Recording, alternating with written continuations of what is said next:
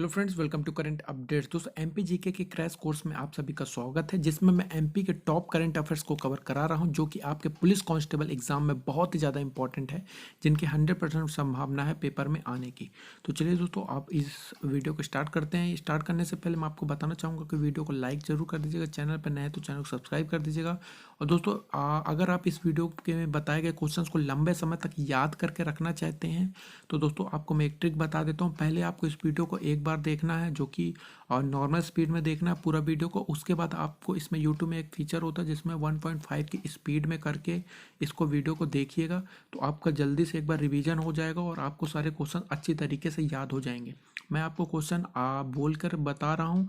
आप लोग को माइंड में एक चीज़ और रिपीट करते रहना है चीज़ों को। आप लोग को दिन में कम से कम आपसे 10 बार बोलना है कि मेरी पढ़ी हुई चीज़ें, खुद से पढ़ी हुई चीज़ें जो भी मैं पढ़ता हूँ वो मुझे लंबे समय तक याद रहती है। तो माइंड क्या होता है, इससे डेवलप होता है। अगर आपका माइंड, आप जिस तरीके से अपने माइंड को चलाना चाहते हैं उस तरीके से अगर उसको इंस्ट्रक्शंस देते हैं तो माइंड आपका डेवलप होता है। ठीक है, तो चलिए दोस्तों वीडियो स्टार्ट कर लेते हैं बिना समय गवाए। तो किस नदी पर दुशाख से बना द्वीप है, ठीक है, और जिस पर श्री ओमकार मंधाता का मंदिर स्थित है? तो देखिए, महिला स्वास्थ्यकर्ता में आ चुका ये क्वेश्चन है। तो नर्मदा नदी पर दुशाख से बना द्वीप है, ठीक है, जिस पर श्री ओमकार मंधाता का मंदिर स्थित है। तो काफी इंपॉर्टेंट क्वेश्चन है। पचमढ़ी, दोस्तों मैंने बताया कि पचमढ़ी से रिगार्डिंग एक ना एक क्वेश्चन आपको पुलिस कांस्टेबल में 100% आपको अपनी शिफ्ट में देखने को मिल जाएगा। तो पचमढ़ी से रिलेटेड जो भी फैक्ट होते हैं, जो भी क्वेश्चन होते हैं, उसको कवर करते चलना। पचमढ़ी किस नदी के किनारे स्थित है? तो दोस्तों, पचमढ़ी किस नदी के किनारे स्थित है? पचमढ़ी मध्य प्रदेश के मुख्य पर्यटन स्थल है, साथ ही यह प्रदेश का एकमात्र हिल स्टेशन भी है। पचमढ़ी नर्मदा की सहायक नदी तवा के किनारे स्थित है।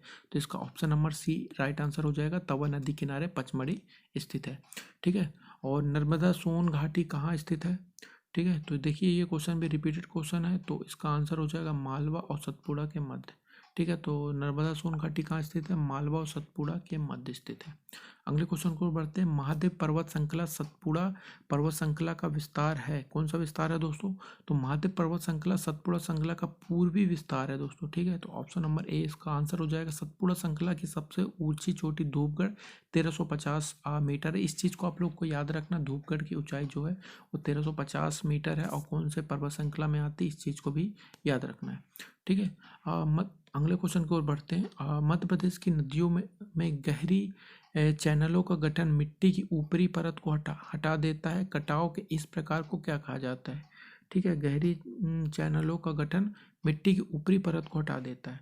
तो क्या क्या व्याख्या देख लीजिए। मध्य प्रदेश की नदियों में गहरी चैनलों का गठन मिट्टी की ऊपरी परत को हटा देने पर जो कटाव बना, नाली कटाव, ठीक है। तो नाली कटाव गली इरोजियन कहते हैं, ठीक है। तो इसका आंसर हो जाएगा नाली कटाव, ठीक है। अगले क्वेश्चन की ओर बढ़ते हैं। मध्य प्रदेश की उत्तरी सीमा पर कौन सी नदी है? तो उत्तरी सीमा पर कौन सी नदी है? देखिए, मध्य प्रदेश की उत्तरी सीमा पर चंबल नदी। चंबल नदी महू के जान पाव से निकलती है। तो दोस्तों, ये क्वेश्चन बिल्कुल पूछता है कि चंबल नदी कहाँ से निकलती है? तो जाना पाव से निकलती है। इस चीज़ को याद रखिएगा, इसकी लंबाई को भी याद रखिएगा, ठीक है। तो इसके आंसर हो जाएगा क्या? राइट आंसर हो जाएगा चंबल। अगले क्वेश्चन को बढ़ते हैं। ग्रीक विद्वान टालमी ने नर्मदा को किस नाम से पुकारा? तो काफी मोस्ट इंपॉर्टेंट क्वेश्चन बनता है, ये नर्मदा से रिगार्डिंग है, ठीक है। तो किस नाम से पुकारा? ग्रीक विद्वान टालमी ने नर्मदा को नामा दोष कहा है, तथा नर्मदा के दूसरे और नामों से भी जाना जाता है, जैसे गुजरात में जीवन रेखा, रेवा, मेला कुसुता, सीमा देवी, मध्य प्रदेश की जीवन रेखा, ठीक है, सोमो देवी। तो देखिए यहाँ पे आप लोग को इसका आंसर, राइट आंसर क्या है दोस्तों? ऑप्शन नंबर 4 नामोदोष, ठीक है। इस चीज़ को याद रखिएगा, नामादोष। मध्य प्रदेश में सर्वाधिक मदा अपर्दन किस नदी के द्वारा किया जाता है?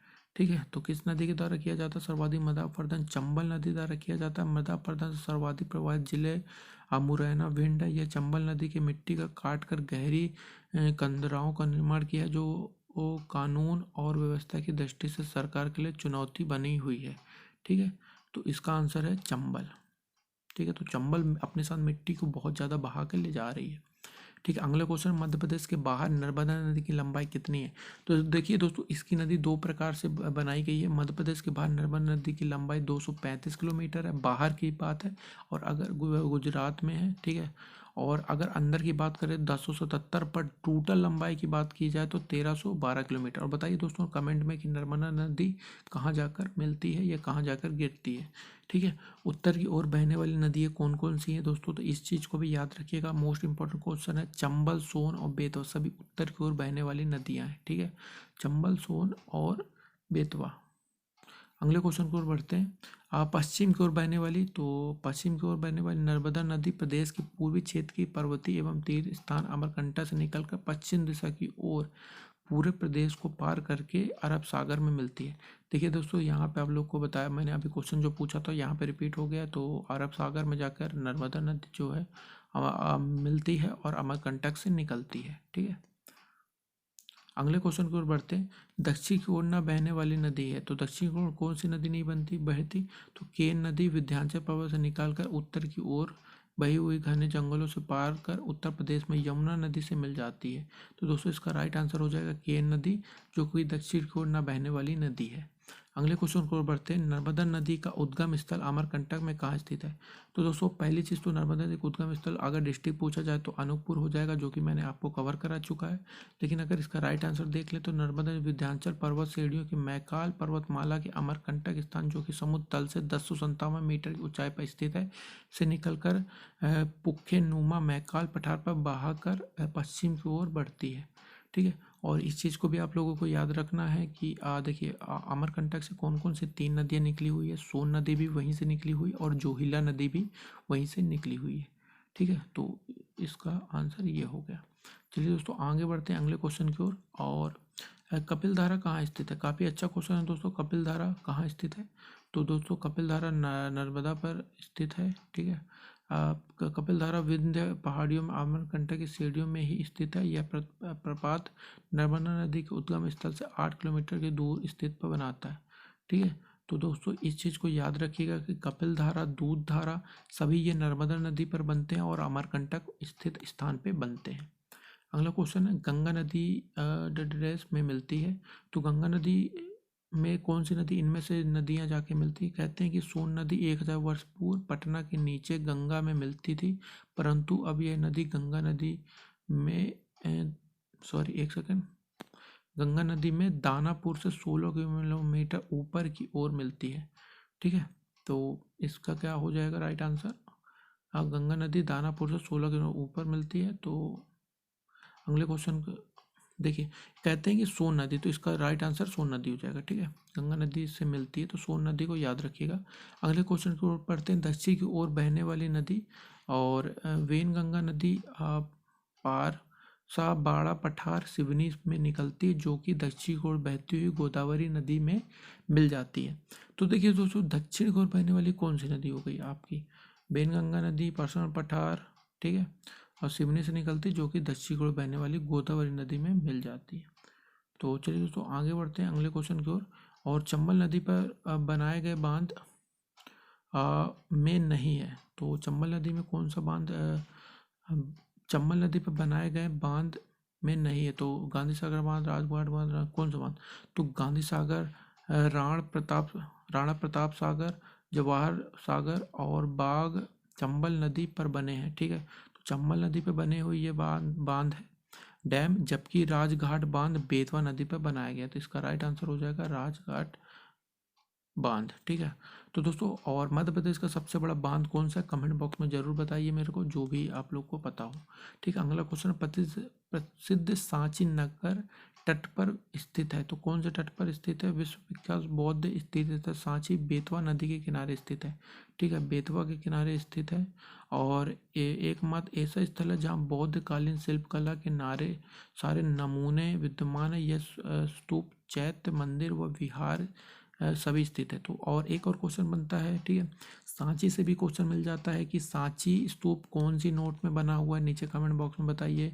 सांची का निर्माण किसने करवाया था, ये बहुत इंपॉर्टेंट क्वेश्चन है, अशोका ने करवाया था, ये बहुत बार रिपीटेड क्वेश्चन है, ठीक है। इस क्वेश्चन को यहीं पे ख़त्म करते हैं और दोस्तों मैं आगे अनअकैडमी के बारे में बताने वाला हूँ, तो उसको भी जरूर देख लीजिएगा, बहुत इंपॉर्टेंट जानकारी आपको मिलने वाली है।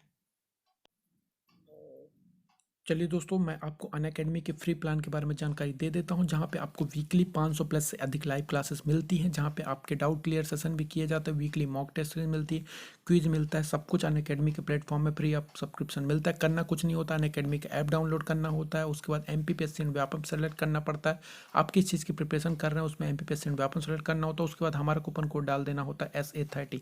तो आप फ्री प्लान को फ्री कोर्सेज को देख सकेंगे। यहाँ पे आपको MP police constable, MPPSC, MPSI सभी के फ्री क्लासेस मिल जाती हैं, तो जाके जल्दी से ऐप को डाउनलोड करके देख सकते हैं। देखिए यहाँ पे एक्सक्लूसिव चल रहा है अनअकैडमी पर, प्रतीक जैन जी द्वारा बेस्ट एमपी फैकल्टी हैं ये, अभी top x faculty of IAS आकार अकेडमी के रह चुके हैं, ठीक है।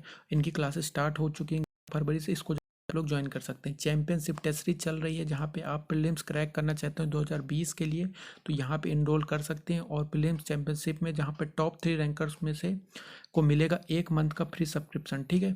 और देखिए दोस्तों, अचीवर्स बैच को भी आप एमपीपीएससी का ज्वाइन कर सकते हैं, हिंदी मीडियम के लिए MCQ सेशन के साथ ये बैच चल रहा है, ठीक है। आप प्लस सब्सक्रिप्शन में आपको बहुत सारे बेनिफिट्स मिलते हैं, जैसे कि आप एक बार प्लस सब्सक्रिप्शन ले लेते हैं तो उसके बाद MP पुलिस कांस्टेबल हो या फिर MPSI हो या फिर कोई अन्य व्यापम के एग्जाम चल रहे हों, उनकी जो भी क्लासेस होगी उनमें भी आप लोग इनरोल कर सकते हैं। यानी कि एक सब्सक्रिप्शन लेने पे आपको बहुत सारे कोर्सेज फ्री में प्रोवाइड हो जाते हैं, जो कि टॉप मोस्ट फैकल्टी द्वारा पढ़ाए जा रहे हैं, ठीक है। एमपीपीएससी एंड व्यापम सेलेक्ट करने के बाद एमपीपीएससी एंड व्यापम में जाइए स्पेशल क्लासेस में, फिर यहाँ पे गेट सब्सक्रिप्शन ले लीजिए, जल्दी से कोर्स ले लीजिए दोस्तों, अभी 10% का डिस्काउंट मिल रहा है। तो यहाँ पे 12 महीने के लिए जाइए, 660 रुपये में 7,920 रुपये का पड़ जाएगा।